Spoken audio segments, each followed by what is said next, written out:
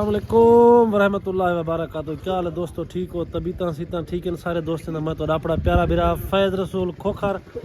तुसा दे पे YouTube channel Gujarat ला खोखर संगत जी बैठे से थई में सारे दोस्त डिठे वे प्रोग्राम पहले तो बैठा खड़ा कहीं बाए ते ढांदे पाए रोटी खावण वेंदे आसे ओ चुक गए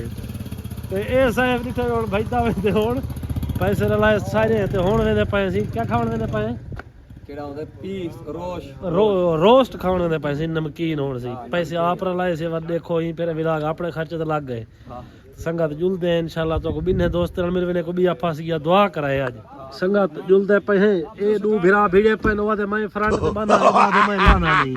कौन देखो क्या बन मैं तो चलावनी है मैं तो गो गया बाहे अगो इन्ने दी मर्जी जेड़ा अगो बाहे ते रहमान रहीम संगत बारिश आई है शीशा साफ करके हल्की हल्की बारिश है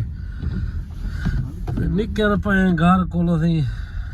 कहीं पासे को अल्लाह करे सी अपने पैसे नाल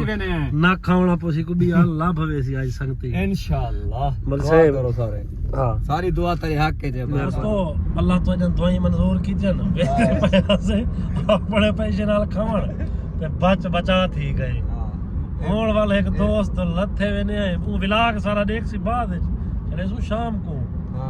हाले वालों होते वेंदे पे भावे अगो भूख मारिया सकू अल्लाह दे हवाले वालों है के आज में सियाने दिन ता अल्लाह ते रख भरोसे अल्लाह चंगाई करे सी अल्लाह चंगा असाई ਅਸੀਂ ਹੁਣ ਪਹੁੰਚਦੇ ਪਏ ਹੈਡ ਕਾਲੂ ਤੇ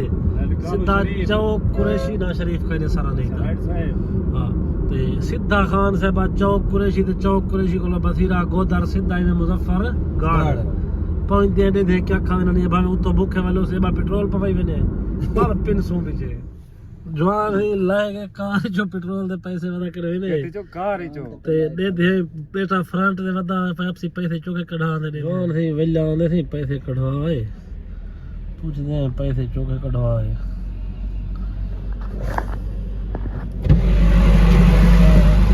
माल जब कढवाए हां कितना 500 भी ला कार ते फ्रंट तो लाए के 500 कटावण गया मैं तू दोस्तों खैर खुशनम मुजफ्फरगढ़ पहुंचे हैं दे पे अपने दोस्त प्यारे दोस्तों को आ गए हैं बैठे ने को इंशाल्लाह गप्पा शप्पा लेने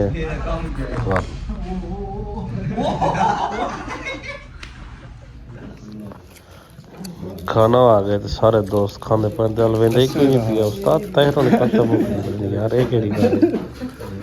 पर ठीक हो कम कुमार का अच्छे दोस्तों सब डिनर कराने शाम का से माशाल्लाह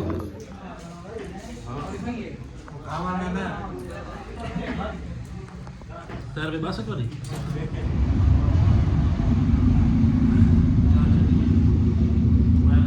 वीडियो बनाइए साबु गाटा